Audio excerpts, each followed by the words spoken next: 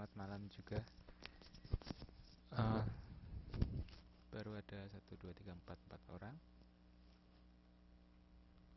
Ya, apa kabar teman-teman?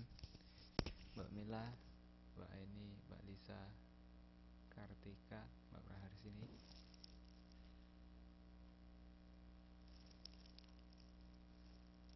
Alhamdulillah baik ya. Bagaimana liburannya? Sudah selesai? Oh, suaranya sedikit putus ya. Sering ya.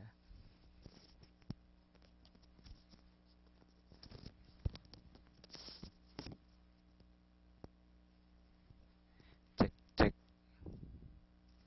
Gimana sekarang? Sudah jelas? Suara kecil sekali. Sekarang sudah besar? Sudah jelas?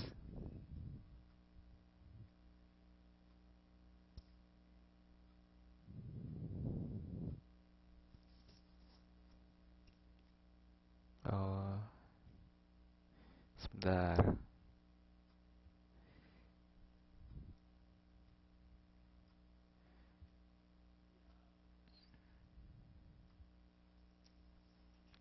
Cek. Selamat malam Mbak Mila. Bagaimana suara saya?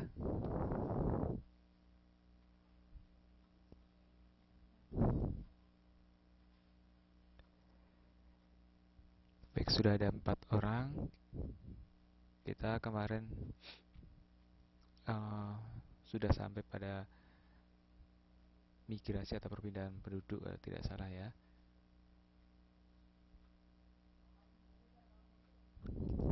Baik, untuk mengawali pertemuan pada malam hari ini, kita berdoa dulu, berdoa. Mulai.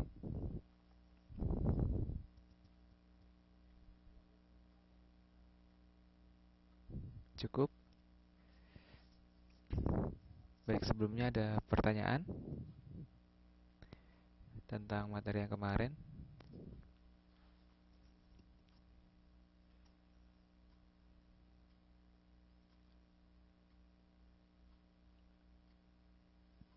Mbak Aini ada pertanyaan. Mbak Karti sah, Mbak Praharsini, Mbak Mila.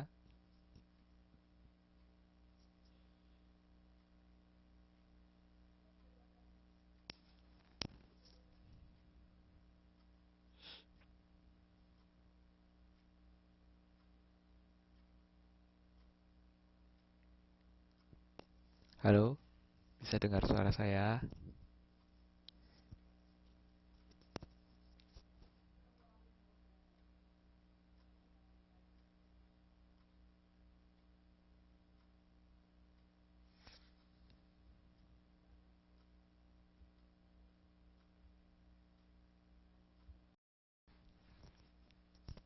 Baik, kalau bisa didengar, kita lanjutkan ya.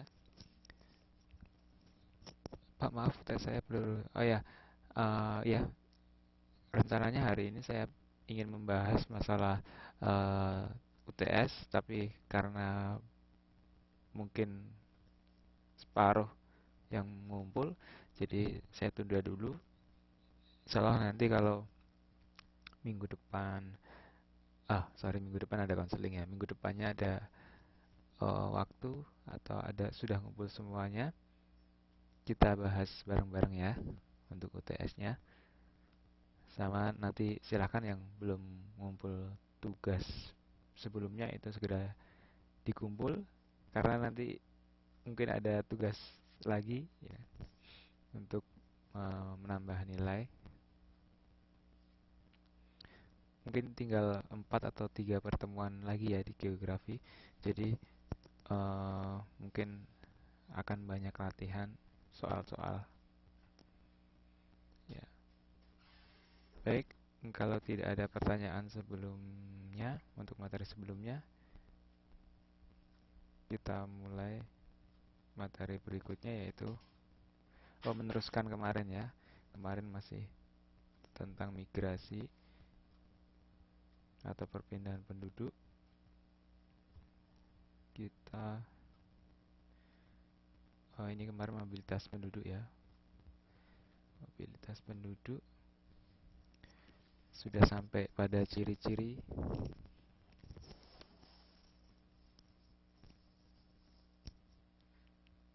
Sudah sampai pada ciri-ciri migrasi.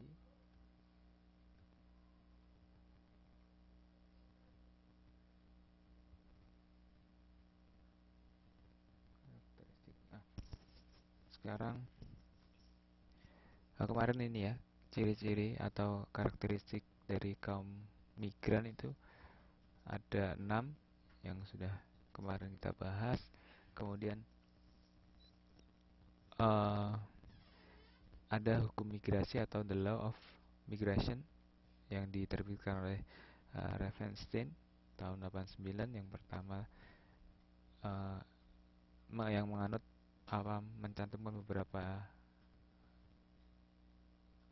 inti dari konsep-konsep migrasi atau perpindahan penduduk.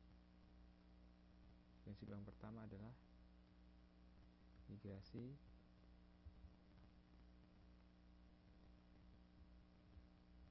dan jarak ya, migrasi dan jarak.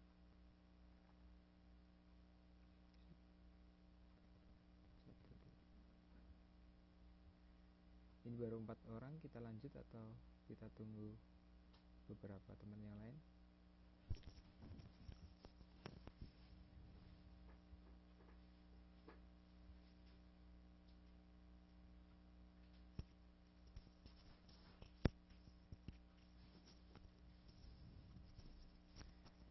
Saya kira lanjut aja ya.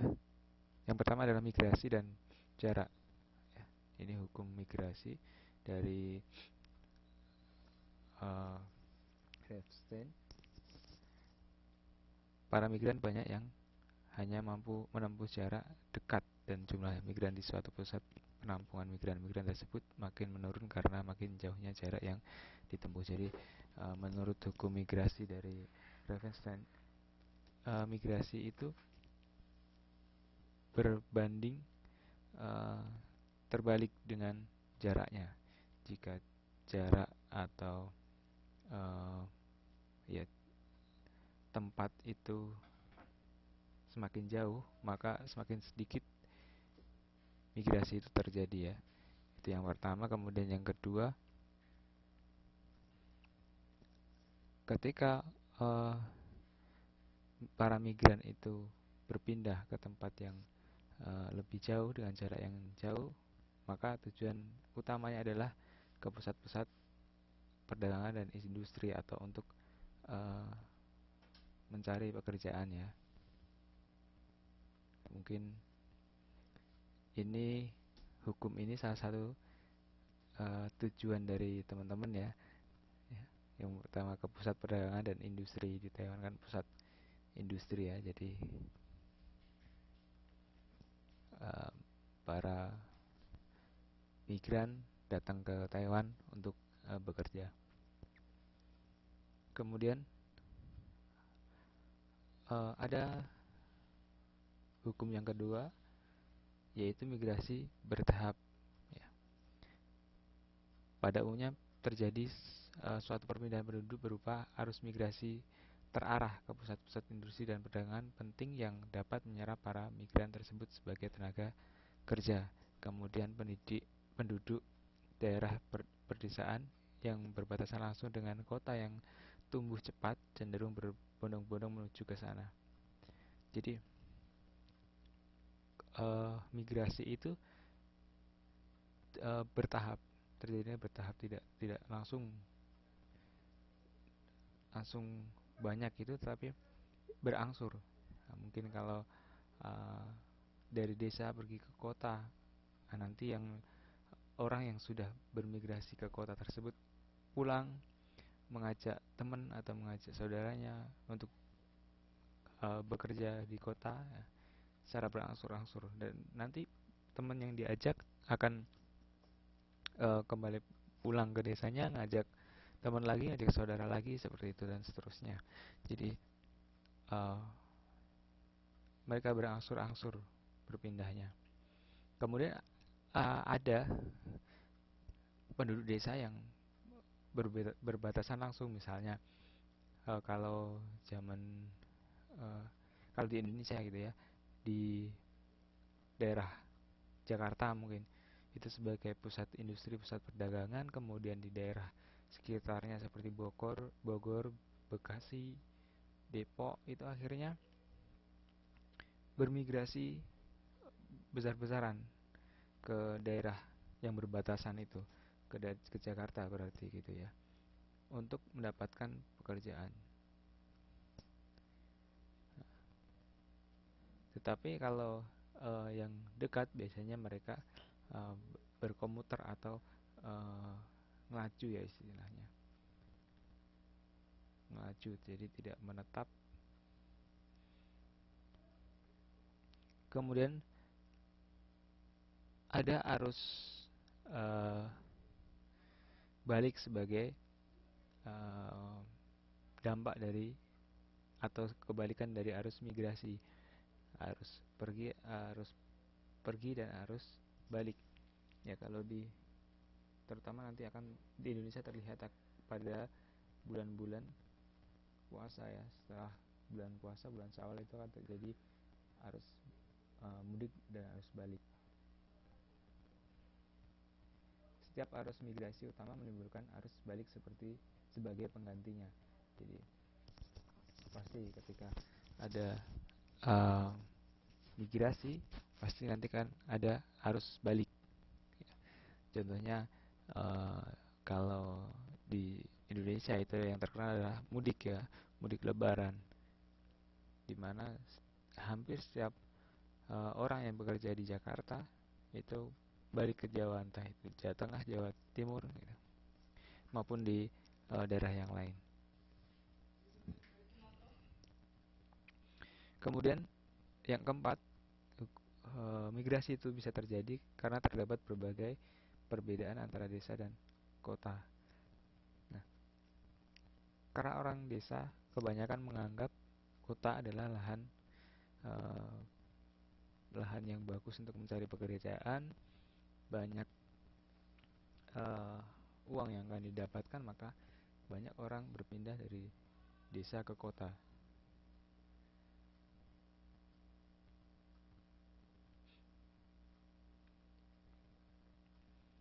Kebanyakan wanita lebih suka bermigrasi ke daerah-daerah yang dekat ya. Jadi kalau uh, mungkin teman-teman pengecualian ya, tapi kebanyakan dari wanita itu lebih suka bermigrasi atau berpindah ke daerah yang lebih dekat dibanding seorang pria. Kalau pria mungkin lebih banyak merantau di daerah yang jauh.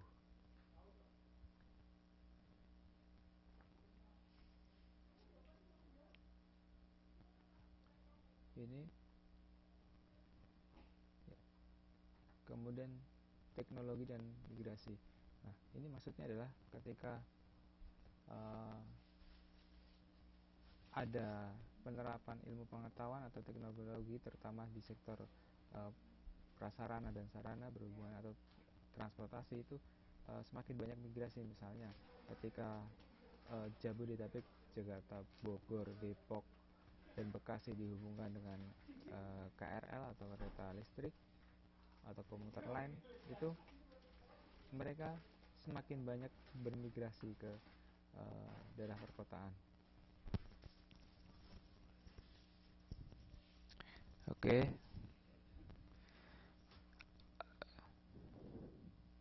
kemudian ada ini dorongan utamanya adalah motif ekonomi ya. Jadi orang bermigrasi itu yang faktor utama atau pendorong utama itu adalah motif ekonomi. Jadi orang ingin mencari pekerjaan, mencari penghasilan yang lebih besar daripada di daerah asalnya. Itu adalah motif ekonomi. Ya.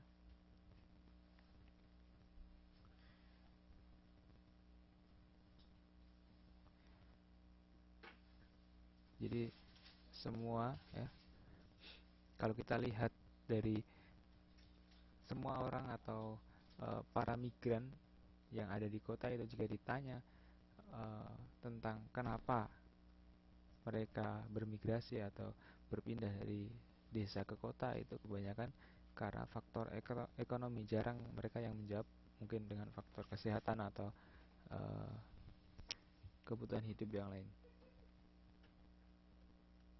sehingga motif ekonomi menjadi faktor utama dari migrasi. Mobilitas atau perpindahan penduduk pada dasarnya ada dua ya, permanen dan non permanen.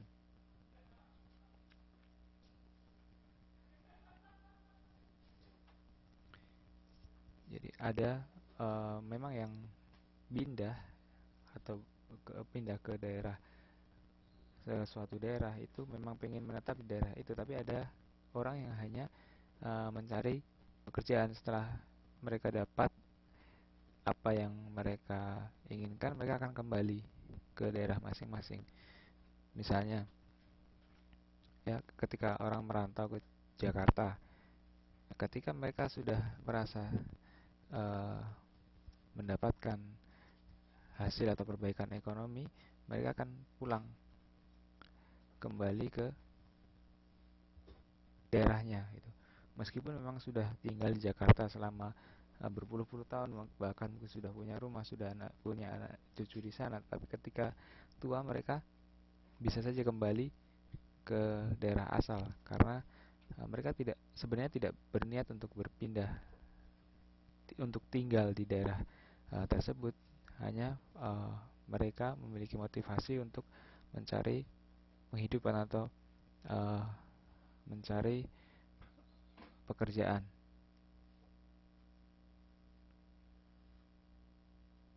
Kemudian ada mobilitas permanen atau uh, migrasi permanen ya.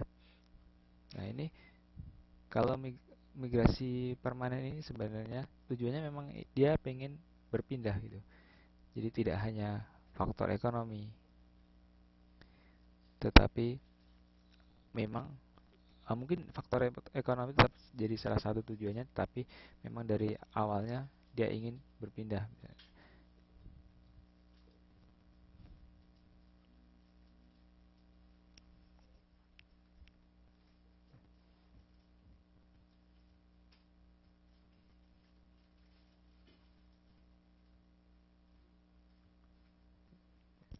Ya, selamat bergabung Mbak Rini.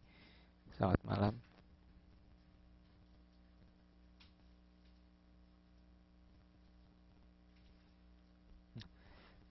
Kalau tadi saya mencontohkan beberapa perpindahan penduduk atau migrasi secara nasional, ini ada migrasi internasional. Jadi perpindahan penduduk dari negara satu ke negara yang lain. Mungkin contohnya kita ya. Jadi kita berpindah dari Indonesia ke Taiwan gitu. Tapi kita masuk pada yang mana itu. Itu tergantung tujuan kita. Tadi kalau ada mobilitas permanen dan non permanen, maka kalau saya itu non permanen ya. Mungkin teman-teman juga non permanen. Jadi ada tujuan tertentu yang kita ingin dapatkan di sini, kemudian nanti akan balik ke Indonesia setelah tujuan itu kita capai.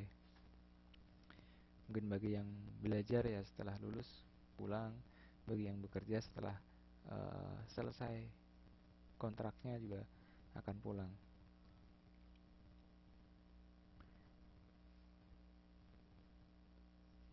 Nah, kita yang dari Indonesia ke Taiwan ini disebut imigrasi ya, imigran ya.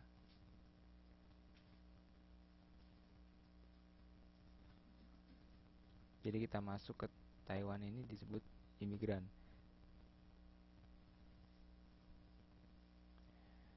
Tetapi kalau penduduk Taiwan keluar dari Taiwan itu disebut emigrasi. Nah, orangnya disebut emigran.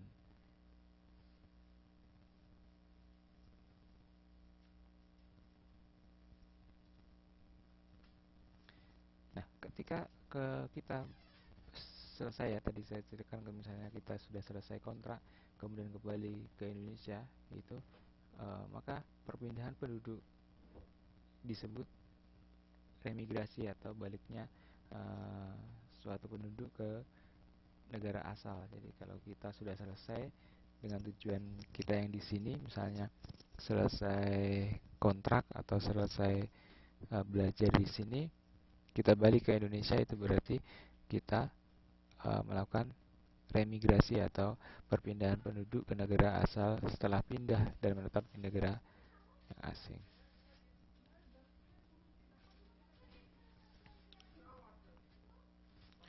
Nah, ini migrasi internal ya. Internal tadi saya sudah cerita sedikit ya. Kalau perpindahan dari desa ke kota itu disebut urbanisasi.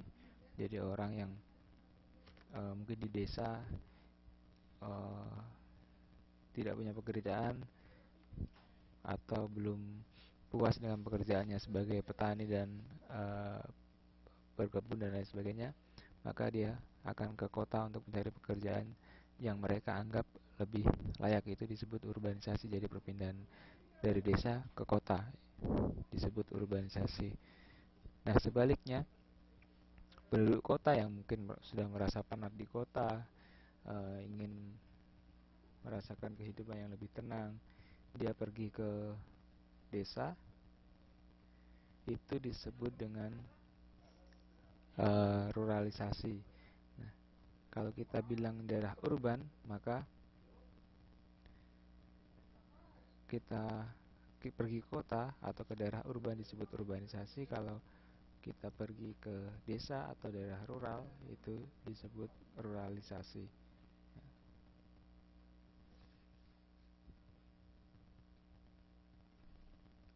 Baik, ada pertanyaan?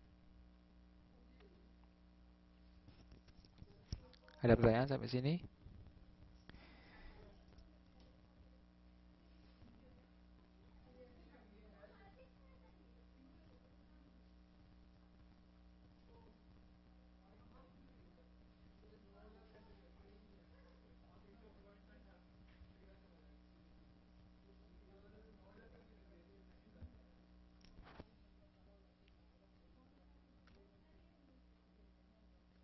Baik, kalau nggak ada pertanyaan, kita lanjut ke berikutnya.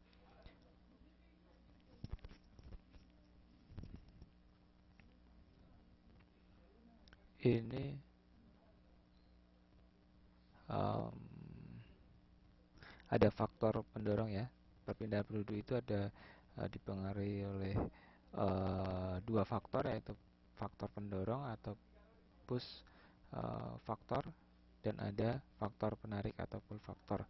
Faktor pendorong yaitu wilayah pedesaan dengan segala keterbatasannya, misalnya tadi ya, tidak ada lapangan pekerjaan yang dianggap penduduknya di situ itu layak ya, meskipun uh, mungkin masih banyak lahan pertanian dan lain sebagainya, tapi oleh penduduk dianggap belum bisa mencukupi kehidupannya, sehingga dia menganggap kota lebih menyediakan penghidupan yang layak bagi mereka, maka bisa terjadi urbanisasi. Kemudian mungkin ada beberapa masalah di sosial ya, di wilayah pedesaan. Misalnya ada stigma yang melekat pada keluarganya atau anggapan buruk yang melekat pada seseorang atau keluarganya, sehingga sudah merasa malu, dia pindah. Nah, itu salah satu dari faktor pendorong.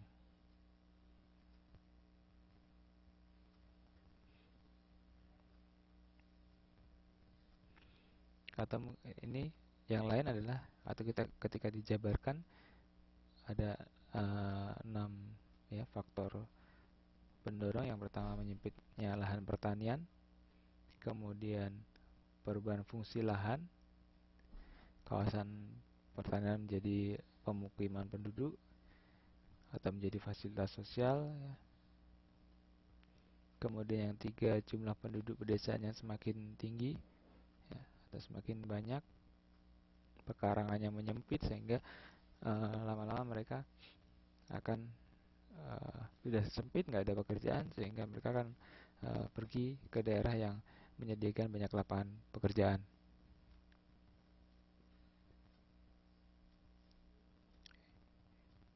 Tingkat upah yang minim ya di desa, atau mungkin contohnya adalah UMR. UMR di desa itu lebih lebih kecil daripada UMR di kota ya. Harapan masyarakat untuk meningkatkan taraf hidup dan status ekonomi dengan bekerja di kota. Jadi pengen ekonominya meningkat, pengen taraf hidupnya meningkat, jadi mereka pindah ke kota. Kemudian faktor sosial, jenjang pendidikan, kesehatan, olahraga, hiburan di wilayah pedesaan itu relatif terbatas, sehingga mereka ingin belajar di kota atau ingin mendapatkan fasilitas kesehatan yang lebih memadai, fasilitas olahraga dan hiburan atau yang lain. Sementara itu ada faktor penarik atau faktor yang membuat penduduk desa itu berkeinginan pindah ke kota, yaitu yang pertama, kota itu dilengkapi berbagai fasilitas sosial yang lebih memadai tentunya ya, karena mungkin sudah banyak kemudahan bagi warganya, mungkin seperti transportasi yang lebih memadai, mungkin bisa sampai 24 jam ya, lebih mudah aksesnya, jalannya lebih baik ya. Kemudian tersedianya lapangan pekerjaan yang lebih beragam, terutama bagi sektor industri ya. Jadi lebih banyak industri sehingga membutuhkan lebih banyak tenaga kerja, dan upahnya pun relatif lebih tinggi daripada di desa, sehingga banyak yang memilih pergi ke kota. Kemudian selain itu mungkin kalau di desa lebih sedikit fasilitas pendidikan itu. Kalau sampai pendidikan dasar mungkin masih ada ya, tapi ketika sudah masuk di pendidikan tinggi itu di desa itu lebih sedikit, dan mungkin fasilitasnya tidak lebih baik dari di kota, sehingga mereka akan berbondong-bondong ke kota untuk mencari pendidikan. Yang keempat adalah tersedianya fasilitas kesehatan, olahraga, hiburan, dan rekreasi.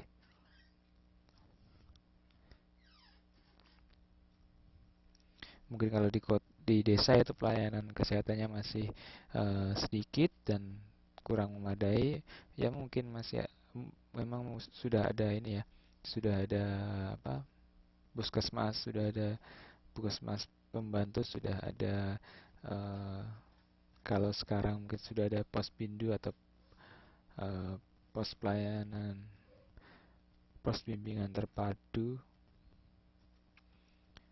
di dusun-dusun, tetapi mungkin belum cukup bagi beberapa orang yang memiliki status kesehatan yang rendah.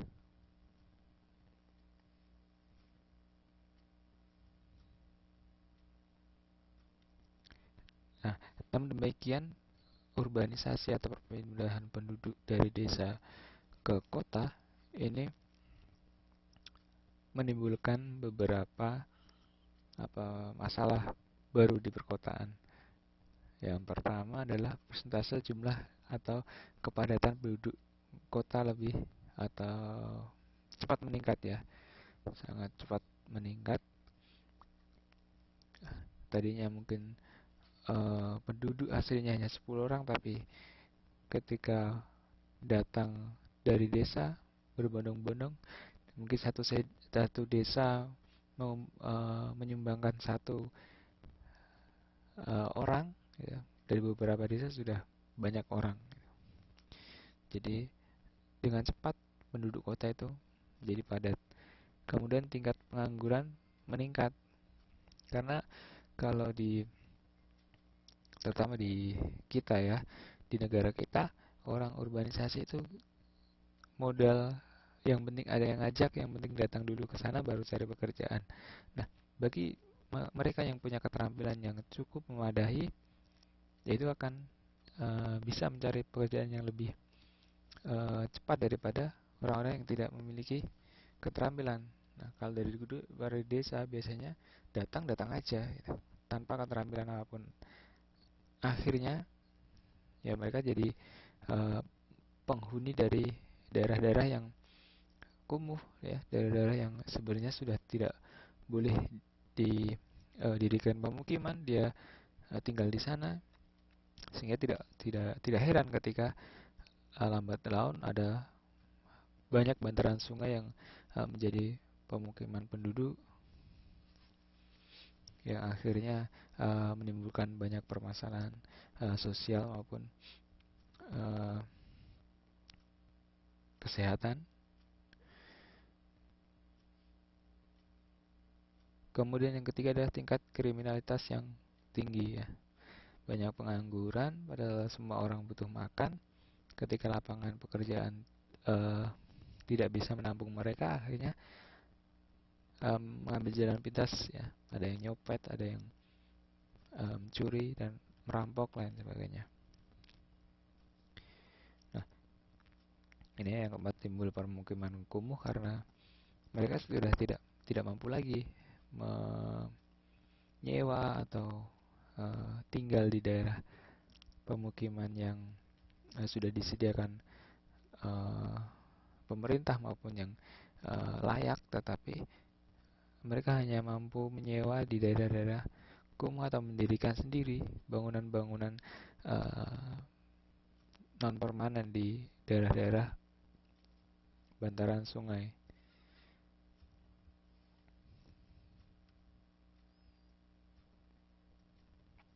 Oke, sampai sini ada pertanyaan?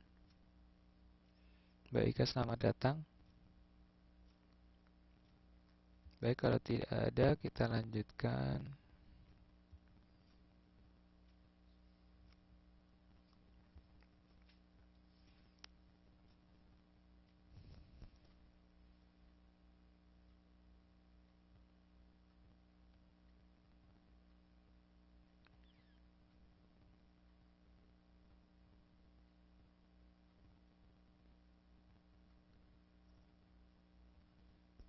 Ini ada sebuah tabel, mengenai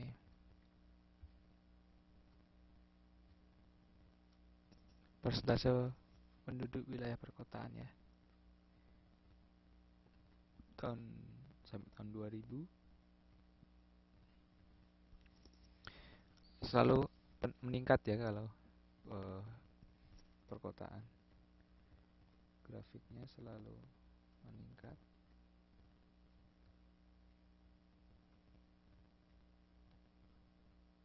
Sorry.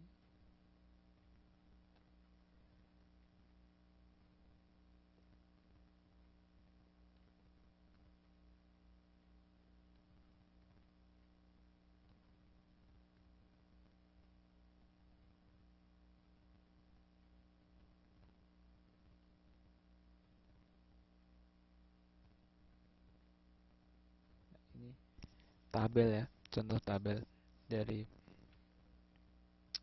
persentase penduduk wilayah perkotaan periode 1980 sampai 2000.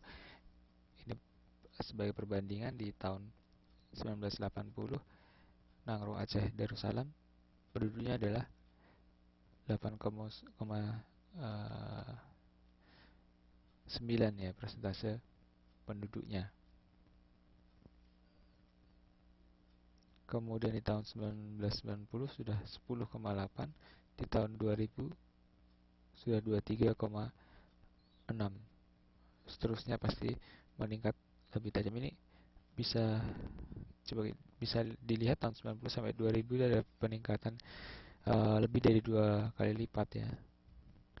apalagi di kota-kota yang besar. Kemudian ada karena menimbulkan banyak masalah, karena uh,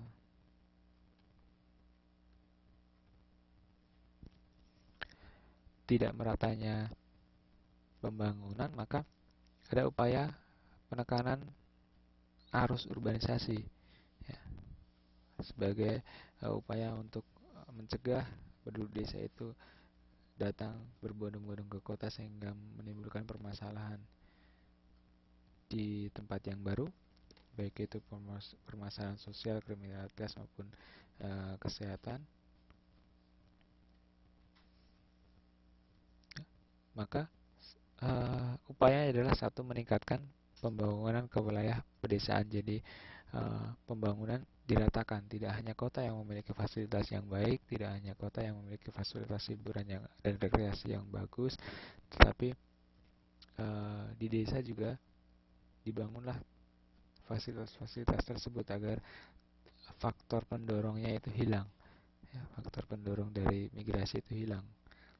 Kemudian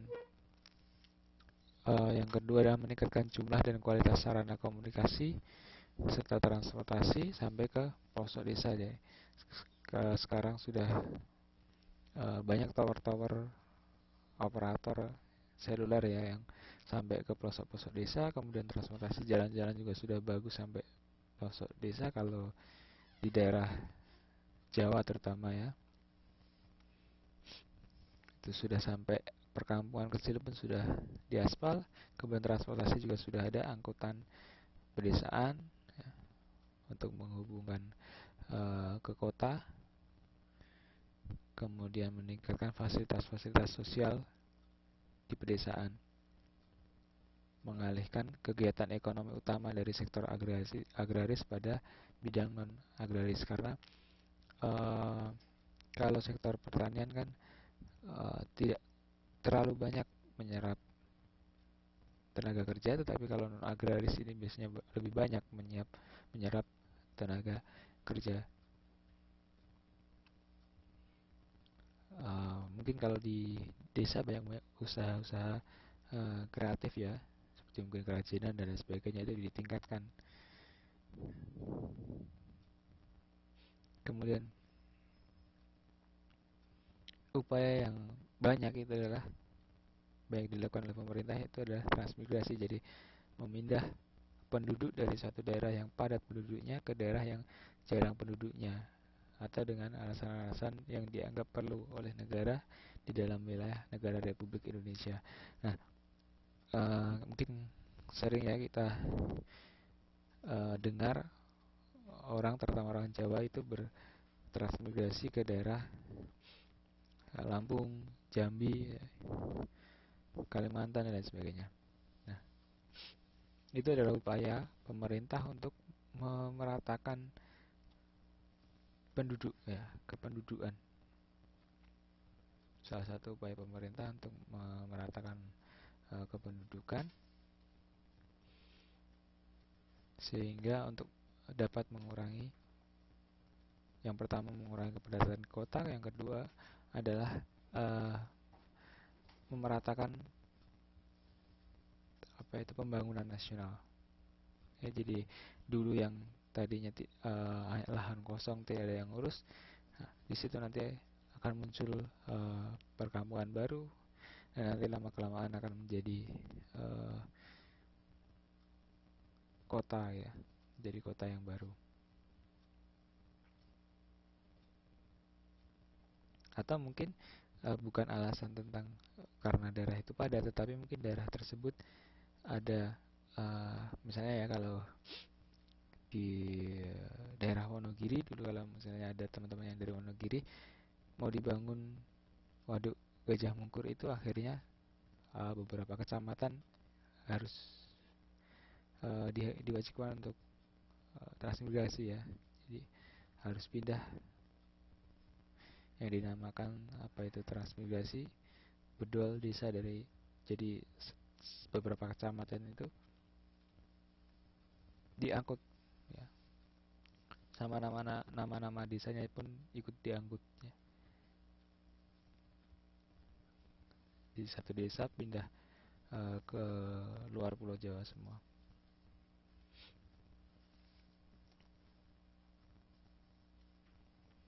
Nah, perlu diketahui bahwa Indonesia seperti yang saya tadi ungkapkan bahwa memang hanya 3 pulau utama yang banyak atau memiliki penduduk yang padat ya. Yang pertama adalah Pulau Jawa, kemudian Madura dan Bali. Ini pulau yang banyak penduduknya atau padat penduduknya. Jadi hampir uh, penduduk Indonesia itu berkonsentrasi pada 3 pulau tersebut. Sementara pulau-pulau yang lain seperti Sumatera, Kalimantan, Sulawesi, Papua dan lain sebagainya itu hanya sebagian kecil ya. Sehingga pada uh, tujuan utama transmigrasi dari pemerintah itu ada 3 region. Yang pertama adalah di area Sumatera, Aceh, Riau, Jambi, Sumatera Barat, Sumatera Selatan. Kemudian region 2 itu ada Kalimantan Barat, Kalimantan Tengah, Kalimantan Timur, dan Kalimantan Selatan. Kemudian region 3 itu ada Sulawesi Selatan, Sulawesi Tenggara, Maluku, dan Papua. Jadi ada 3 region tujuan utama dari transmigrasi oleh pemerintah ya. Region ini daerah Sumatera, kemudian ini Kalimantan. Region 3 itu Sulawesi, Maluku, dan Papua.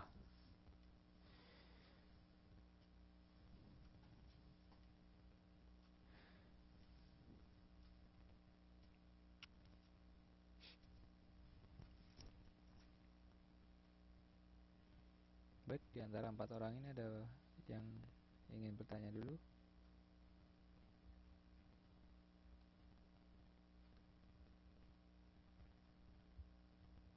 Oke, kalau tidak ada, nah kita masuk ke tujuan dari transmigrasi itu sendiri. Yang pertama adalah pemerataan pembangunan ya.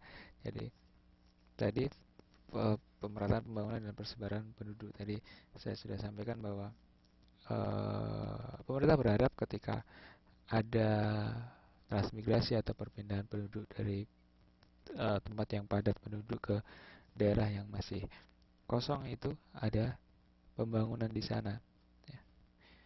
Dan ada pemerataan atau persebaran penduduk sehingga tidak berkonsentrasi pada daerah-daerah tertentu. Misalnya tadi ada Pulau Jawa, ada Madura, ada Bali. Kemudian pemerataan perolehan pendapatan dan pada akhirnya dapat meningkatkan kesejahteraan penduduk di daerah tersebut ya. Jadi kalau penduduknya sudah ada, terjadi aktivitas, ada pembangunan, ada ini pemerintah juga akan mulai memikirkan daerah tersebut ya, mulai membangun fasilitas-fasilitas sosial, fasilitas-fasilitas umum di daerah tersebut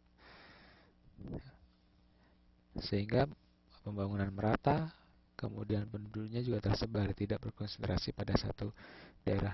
Kemudian peningkatan produksi yang mengolah sumber daya alam yang tersedia di daerah baru. Jadi mungkin kalau di daerah yang lama tidak ada karet, tidak ada kelapa sawit, tidak ada perkebunan yang lain. Nah, di daerah baru ini diharapkan ada yang mengelola hasil-hasil tersebut. Mungkin di daerah yang banyak karetnya, tetapi orangnya masih sedikit, maka penduduknya masih sedikit, jadi transmigrasi itu diharapkan dapat ikut berpartisipasi dalam pembangunan daerah tersebut. Kemudian peningkatan produksi yang udah tadi, mengurangi tingkat kemiskinan dan pengangguran. Mungkin ini sudah di desa tadi ya, di dekat kota tadi timbul perkampungan yang kumuh, pengangguran yang uh, banyak dan terjadi kriminalitas, maka dengan program transmigrasi ini diharapkan um,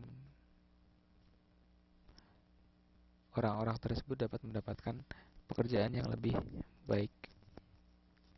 Kemudian yang kelima, memperkuat persatuan dan kesatuan bangsa, ya. Jadi karena ada perbauran, ada um, percampuran kebudayaan di situ. Nah, rasa kesatuan dan persatuan bangsa itu semakin tinggi.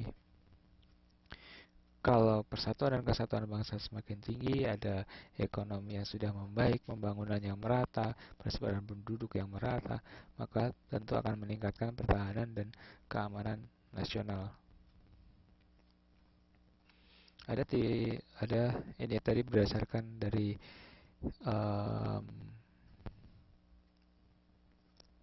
penyelenggaraan dari transmigrasi. Transmigrasi itu dibagi menjadi 5. Yang pertama adalah transmigrasi umum, yaitu jenis transmigrasi yang diselenggarakan dan dibiayai sepenuhnya oleh pemerintah, ya. Transmigrasi umum, jadi orang yang berpindah itu sudah nanti di sana disediakan lahannya, biayanya sudah disediakan, transportasinya ke sana sudah disediakan, fasilitasnya juga sudah disediakan dan dibiayai oleh pemerintah. Itu namanya transmigrasi umum, ya. Jadi pada para transmigran itu yang pertama mendapatkan biaya perjalanan sepenuhnya yang ditanggung oleh pemerintah. Kemudian yang kedua, pemerintah memberikan bantuan biaya hidup, ya, sebelum mereka dapat penghasilan, ya, yaitu selama 18 bulan pertama,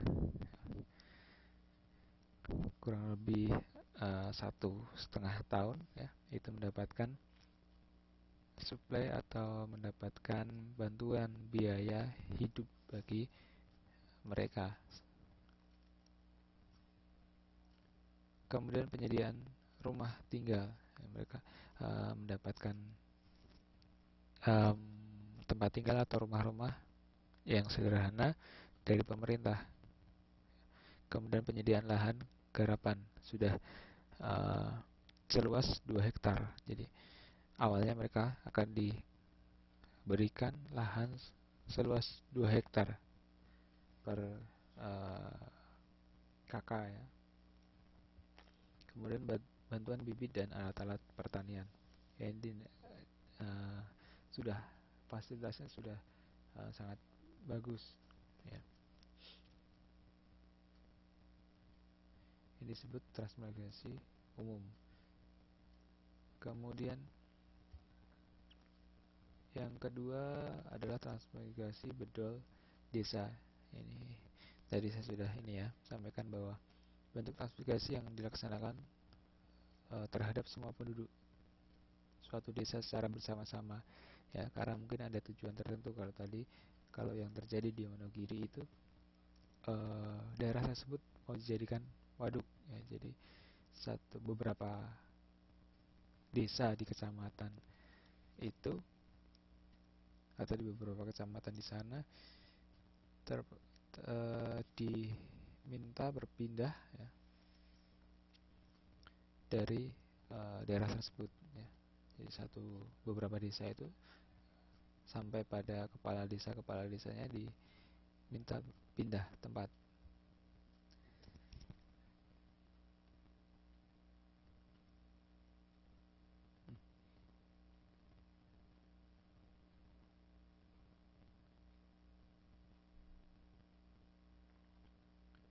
Nah, ini ya tadi, bedol desa itu dilaksanakan jika ada program pemerintah bagi peningkatan kesejahteraan penduduk seperti pembuatan jalan, bendungan atau PLTA, irigasi, dan perluasan daerah penghijauan. Yang saya contohkan itu nanti masuk pada ini, ya, bendungan untuk PLTA dan waduk, ya, atau irigasi. Kemudian Jenis yang ketiga adalah transmigrasi spontan atau swakarsa mandiri. Nah, kalau sudah mulai jenis ini nih, kalau yang jenis transmigrasi spontan itu atau swakarsa mandiri ini, biaya pindah ya, biaya transmigrasi itu dibiayai sebenarnya oleh transmigran sendiri. Jadi oleh penduduk itu yang mau pindah, dia membiayai hidupnya sendiri, mungkin beli lahan sendiri di sana, kemudian menyediakan bibit atau alat-alat pertanian sendiri, menyediakan tempat tinggal sendiri. Itu namanya transmigrasi spontan ya. Jadi pemerintah tidak membiayai dari jenis transmigrasi spontan. Kemudian transmigrasi yang keempat adalah transmigrasi sektoral. Transmigrasi sektoral ini transmigrasi yang dilakukan oleh antar departemen ya. Dan departemen ini pertanian itu ya, mengangkut atau melakukan transmigrasi bagi beberapa petani yang ada di Jawa atau daerah yang padat penduduknya ke daerah yang masih kosong ya, masih banyak lahan pertanian. Nah, itu dinamakan transmigrasi sektoral. Kemudian transmigrasi lokal itu perpindahan penduduk atau transmigrasi yang pelaksanaannya itu masih dalam satu provinsi ya. Jadi pindah tetapi masih dalam satu provinsi. Nah, ini transmigrasi merupakan langkah atau upaya dari pemerintah untuk meningkatkan taraf hidup dan kesejahteraan masyarakat untuk mampu bertahan hidup di tengah himpitan ekonomi yang sekarang ini ya, ketersediaan sumber daya alam yang sudah semakin terbatas, lapangan pekerjaan yang penuh persaingan.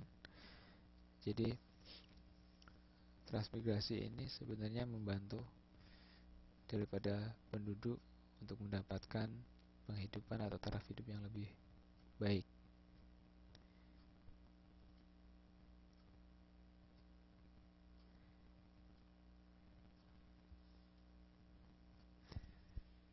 Oke.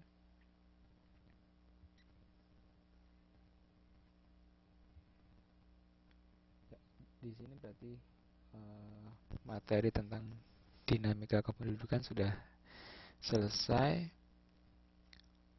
Mungkin sisa pertemuan ketiga atau 4 kali kita gunakan untuk latihan soal ya. Sebelumnya saya ingin mereview apa saja yang sudah kita pelajari di beberapa pertemuan ini.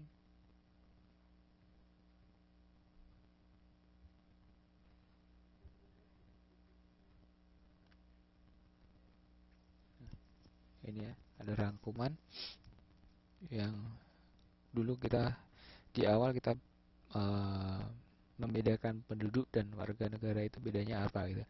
Ya, di sini ada rangkumannya bahwa penduduk adalah jumlah orang, individu atau kelompok yang menempati wilayah atau negara tertentu.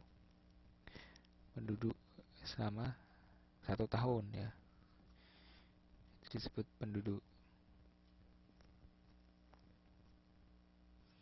Nah, kalau warga negara adalah orang yang secara undang-undang disahkan menjadi warga negara tertentu.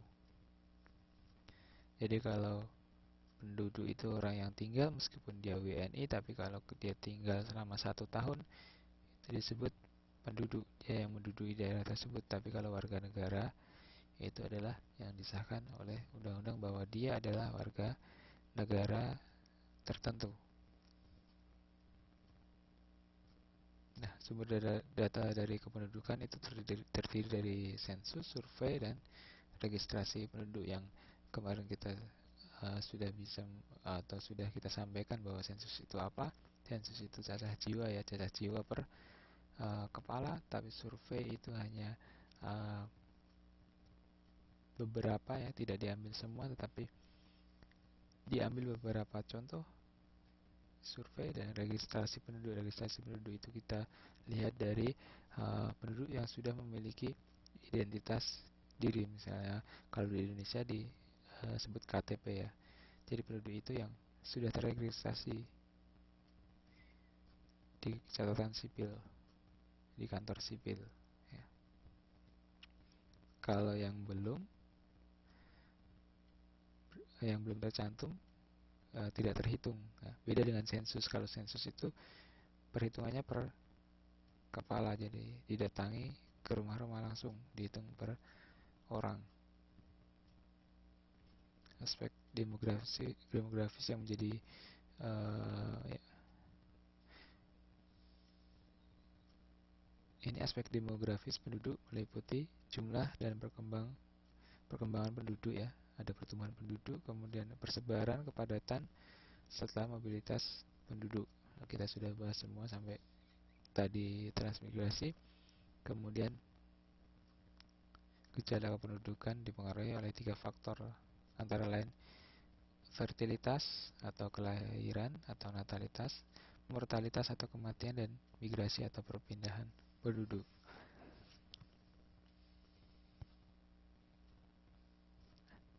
Pertumbuhan penduduk dapat dibedakan sebagai berikut. Yang pertama adalah pertumbuhan penduduk alami, kemudian yang kedua pertumbuhan penduduk total, kemudian yang ketiga pertumbuhan penduduk ekspansional, eksponensional, dan penduduk geometris. Kemarin rumus-rumusnya sudah diberikan ya, penduduk alami.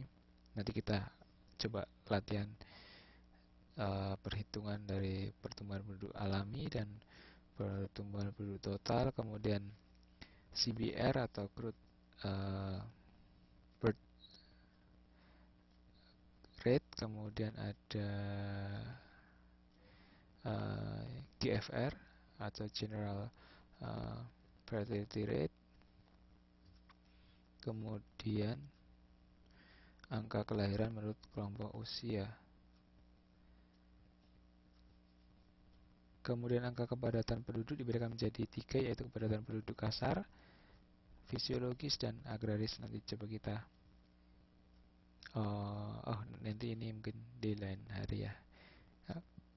Kita nanti coba latihan hitung dari pertumbuhan penduduk alami, pertumbuhan penduduk total, sama angka kelahiran atau fertilitas ya.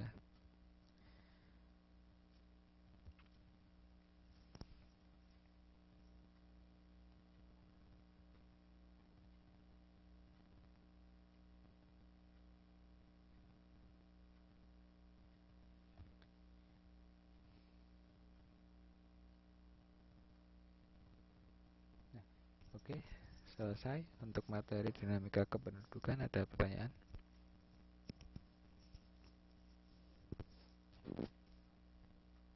Kalau tidak, kita latihan ya, latihan hitung yang fertilitas sama pertumbuhan penduduk.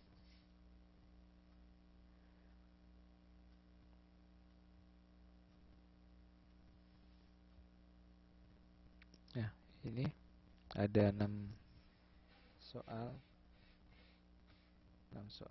latihan.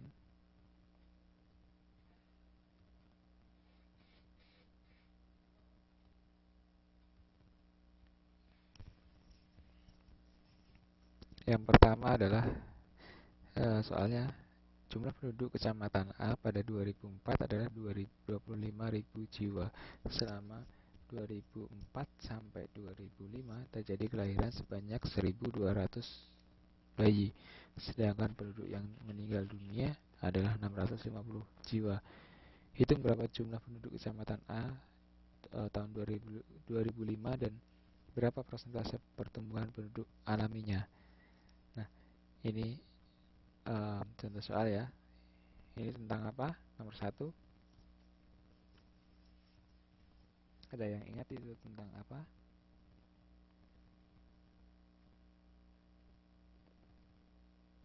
Apa yang ditanyakan di nomor satu?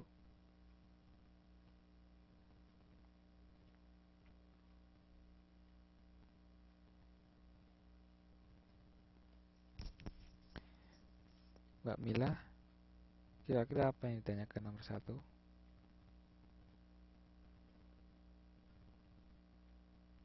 Mbak Rini,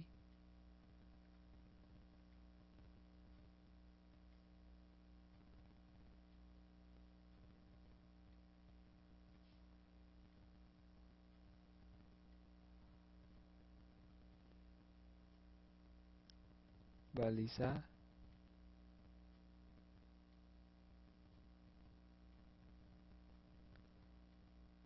Mbak Ika, Mbak Nurayani, dan Mbak Praharsini. Kira-kira apa yang ditanyakan di soal nomor satu?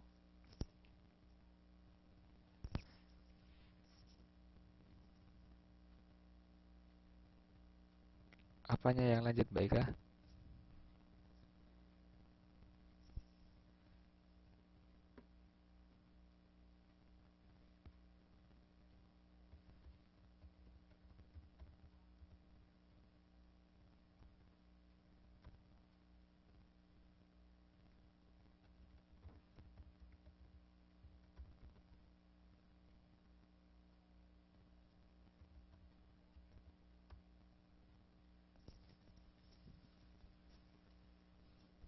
Ya, saya nunggu jawaban teman-teman, makanya saya diam.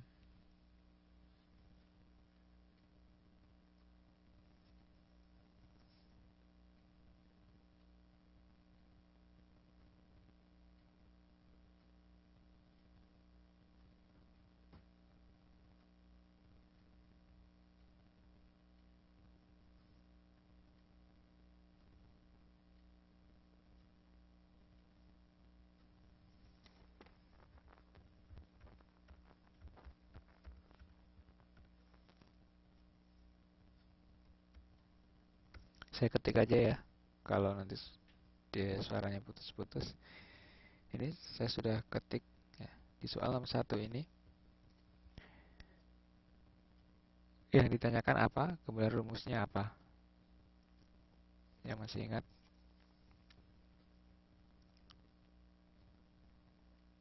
Saya tunggu ya.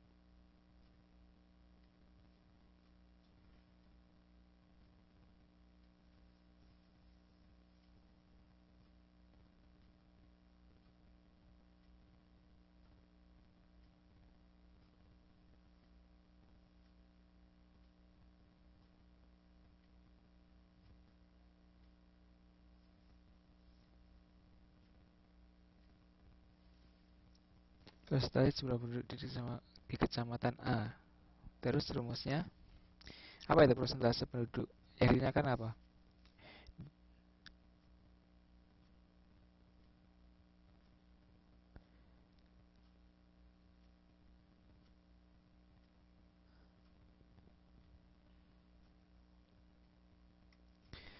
Baik, saya ketik ya.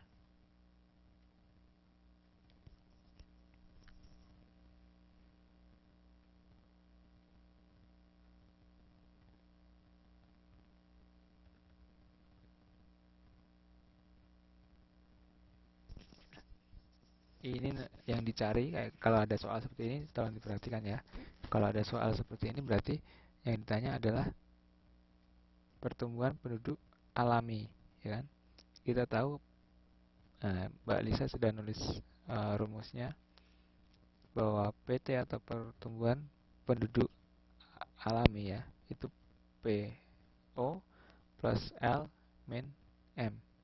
PO-nya mana? Di sini PO-nya mana?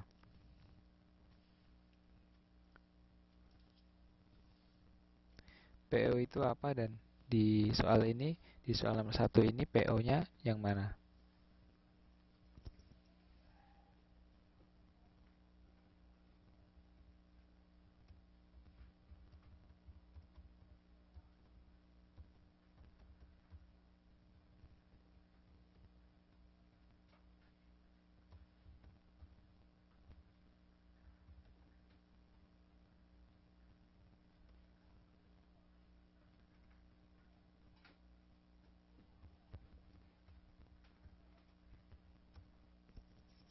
Ya, saya sudah tulis pertanyaannya bagi yang nggak dengar suara saya. Ya, di soal nomor 1 PO-nya yang mana?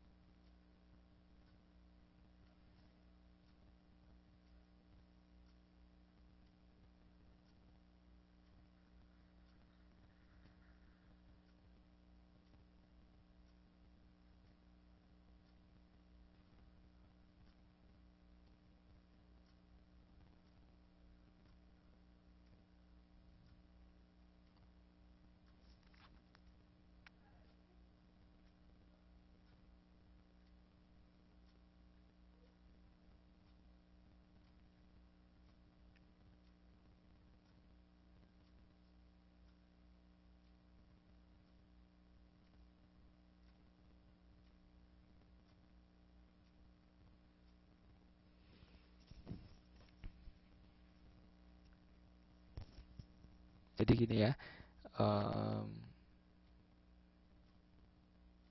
ya PO, ya terima kasih Mbak Rini. PO-nya adalah 25.000 jiwa, yaitu PO itu adalah penduduk awal ya. PO jumlah penduduk kecamatan A pada 2004. Nah, kita kan ditanyakan tahun 2005, berarti awalnya jumlah penduduk itu adalah 25.000, yaitu pada tahun 2004 ya. Kemudian selama tahun 2004 sampai 2005 terjadi kelahiran sebanyak 1.200 bayi. Maka L-nya adalah 1.200 ya, dikurangi L. L-nya atau M ya. M-nya adalah mati atau mortality, itu 650. Jadi kalau menghitung penduduk eh, pertumbuhan penduduk alami dengan rumus PO ditambah eh, L min M, itu hasilnya adalah 2.500 dikurangi ditambah 1.200 min 650 jiwa.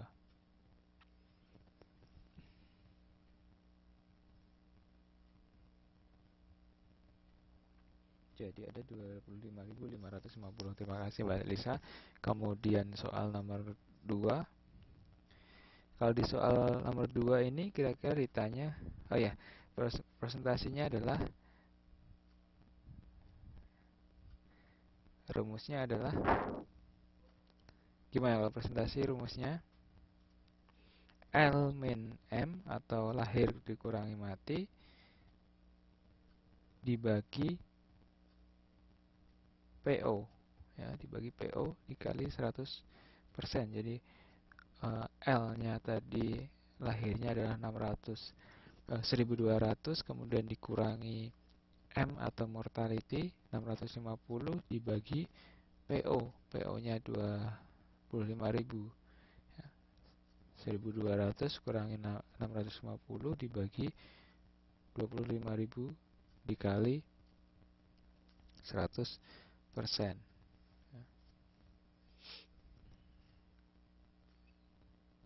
Oke, 2,2% ya. Oke, nomor 2. Kita beralih ke nomor 2 ya, teman-teman.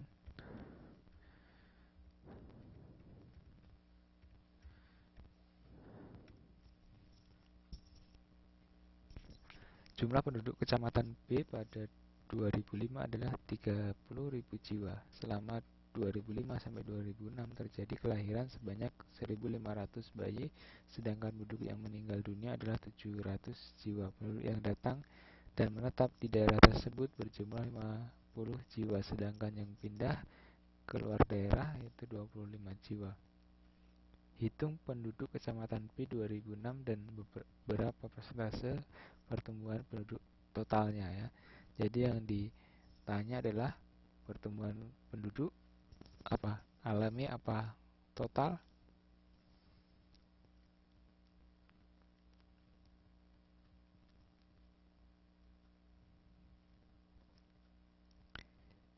Nah, yang ditanya adalah jumlah persentase penduduk total ya. Jumlah penduduk total dan persentase penduduk total. Mana rumusnya?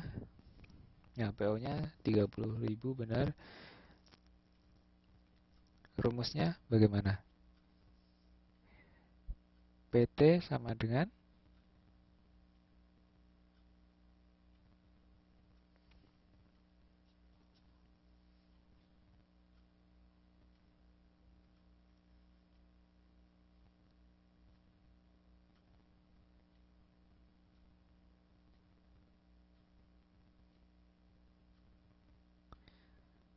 ya, rumusnya adalah PT sama dengan apa? PO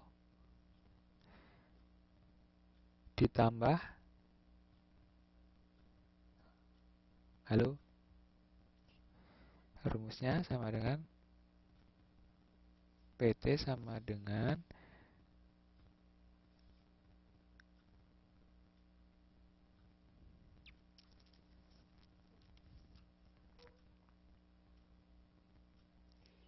ya, PO ditambah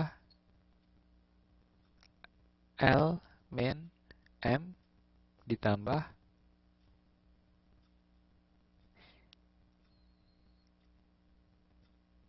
I min E ya.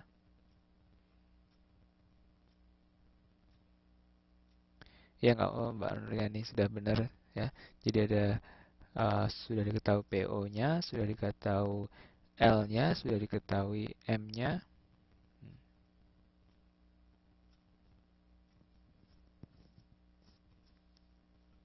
Ya nggak apa-apa, nggak dengar nggak apa-apa. Yang penting saya sudah tulis di sini.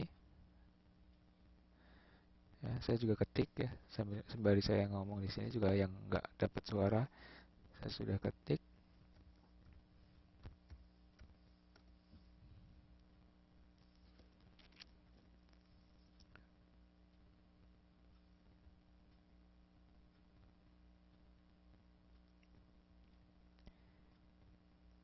Oke.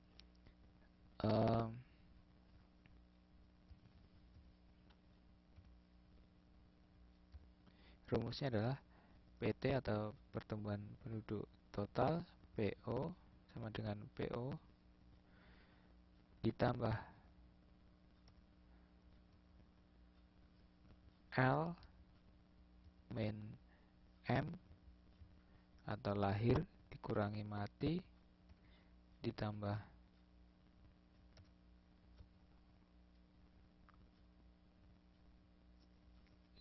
imigrasi ya, imigrasi min emigrasi, perpindahan penduduk ke dalam dan perpindahan penduduk meninggalkan daerah tersebut.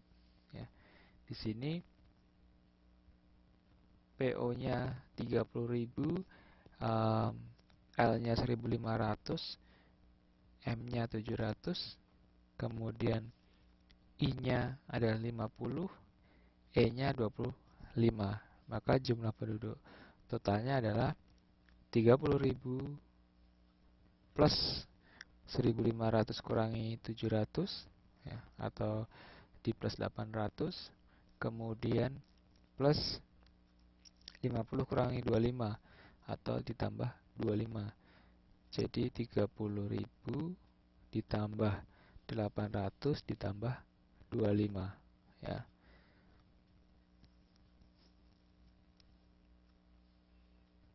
Maka PT sama dengan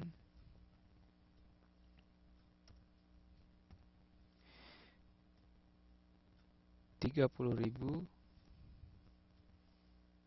Saya sudah tulis di sini, nggak usah ini ya, yang nggak dengar nggak usah khawatir, saya juga tulis di sini 30.000 ditambah 800 ditambah 25 sama dengan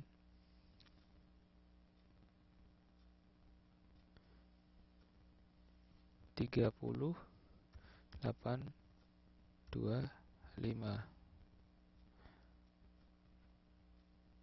Kemudian persentasenya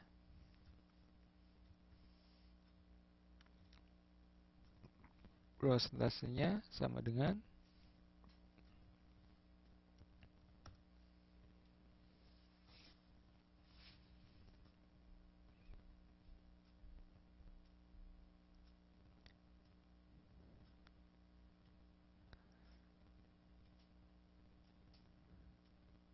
oke ya. Sudah bisa ya Mbak Nuriani ya. Baik, kalau sudah, ini ada yang ditanyakan belum? Sampai sini.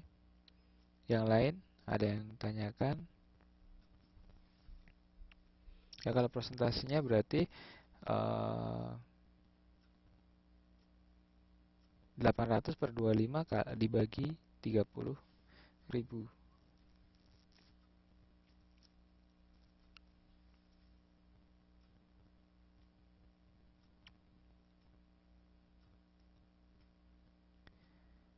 Oke ya.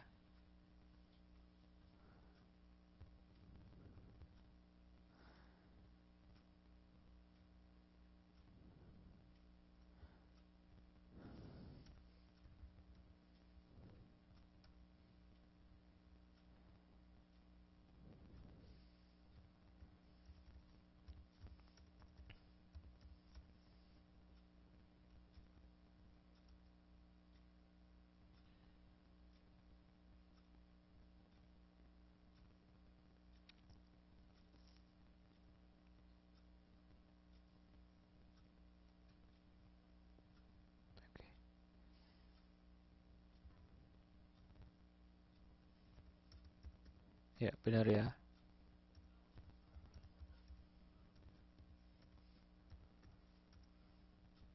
Presentasinya adalah 2,75. Berikutnya di soal nomor 3.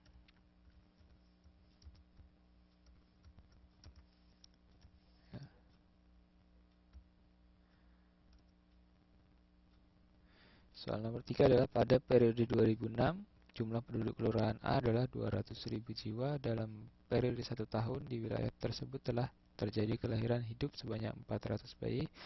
Tentukan angka kelahiran kasar di kelurahan A tersebut. Nah, ini yang ditanyakan adalah angka kelahiran kasar atau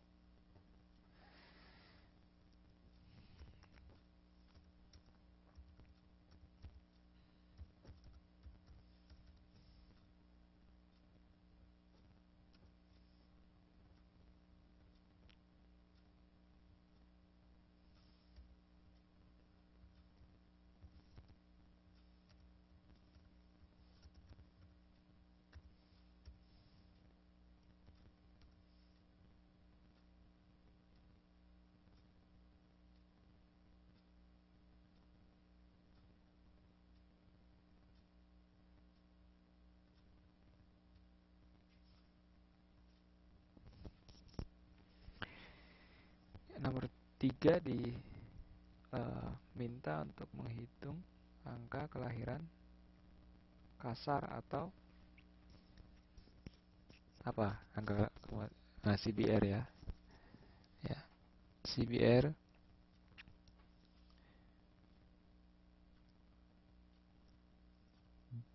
ya. Rumusnya adalah B per P kali K. B-nya adalah jumlah bayi ya yang lahir hidup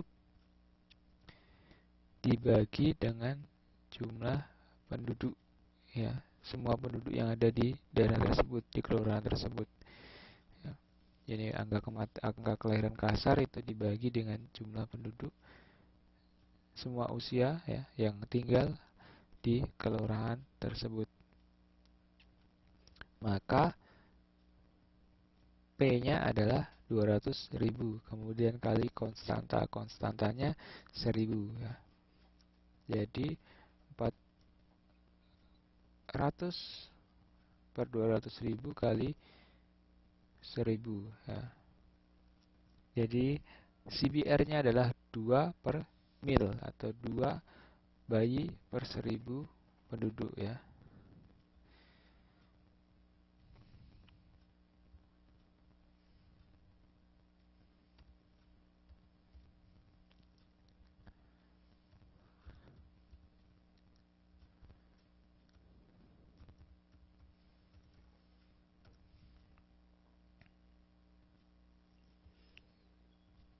Oke, berikutnya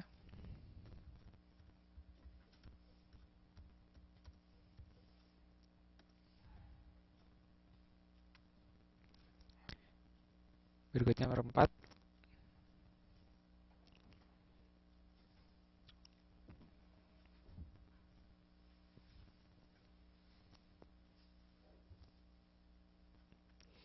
Pada tahun 2005, jumlah penduduk wanita kelompok usia 15 sampai 19 tahun di Kelurahan B adalah 5.000 jiwa. Dalam periode 1 tahun di wilayah tersebut telah terjadi kelahiran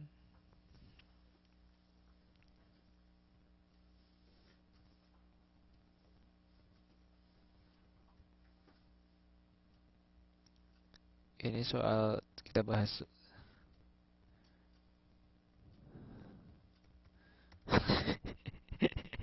Ya, nggak apa-apa Mbak Rini.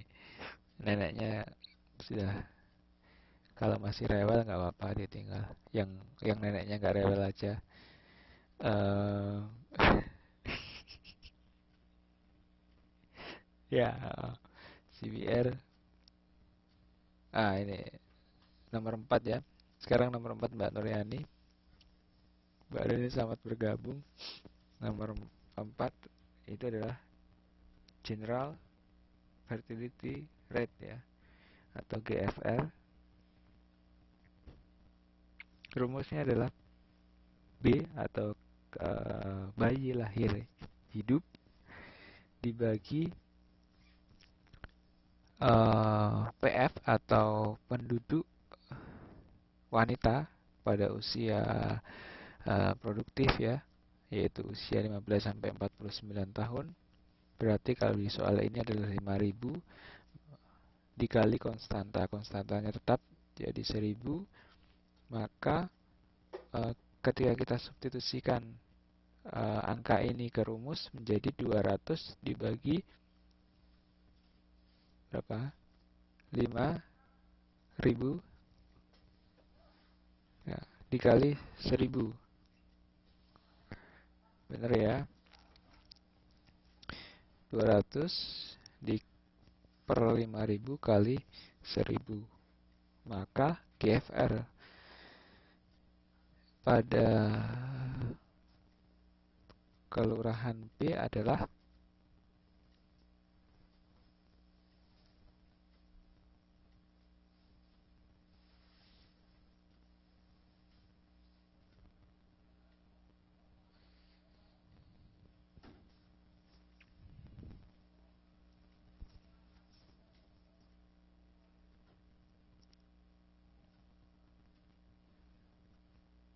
Ya, 40 orang per 1000 ya, penduduk wanita usia subur. Jadi GFR-nya adalah 40. Oke, terima kasih. Waktunya tinggal 3 menit. Kita akhiri saja ya. Terima kasih atas perhatiannya. Mohon maaf kalau ada salah. Semoga besok bisa uh, datang lebih banyak ya. Ini hanya 1, 2, 3, 4, 5, 6 orang. Semoga besok bisa datang lebih banyak. Kemudian mohon minta tolong ya untuk yang tugas-tugas sama UTS yang kemarin segera dikumpulkan biar segera bisa dinilai. Ada pertanyaan dulu sebelum saya akhiri? Ada pertanyaan?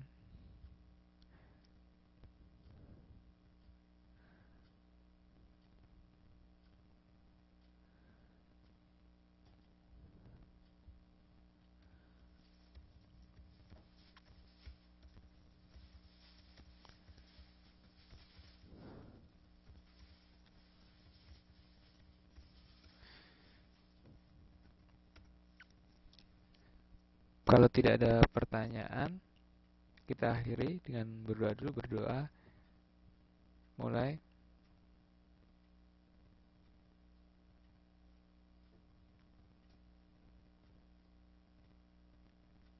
Doa selesai. Ya, terima kasih perhatiannya. Besok akan kita coba lagi ya latihan-latihan soal ini untuk mendalami materi. Tolong tugasnya sama UTS segera dikumpul. Kalau bisa besok kita bahas UTS-nya. Baik, terima kasih atas perhatiannya. Mohon maaf kalau ada salah, semoga bermanfaat. Assalamualaikum warahmatullahi wabarakatuh.